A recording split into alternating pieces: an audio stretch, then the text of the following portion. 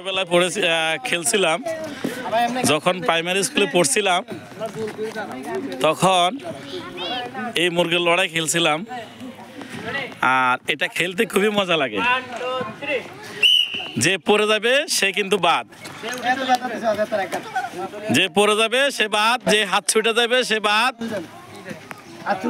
হ্যাঁ যে ছুটে যাবে সে বাদ, যে থাকতে পারবে সে প্রথম স্থান অধিকার করবে।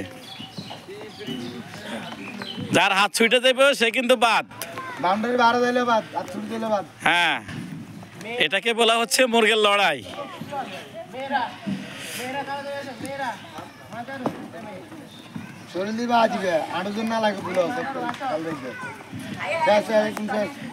একজন শেষ হয়ে গেছে, এখন 4 জন আছে। দেখা যাক আজকের ফাইনালে কে যেতে পারে। হ্যাঁ, আরেকজন শেষ, 3 জন হয়ে গেছে। আমরা পেয়ে গেছি ফার্স্ট, সেকেন্ড, থার্ড। এখন প্রথম স্থান কে অধিকার করবে দেখা যাবে। তৃতীয় স্থান অধিকার করেছেন। তোমার কি নাম? জুনাইদ হাসান হচ্ছে প্রথম স্থান অধিকার। তোমার কি নাম?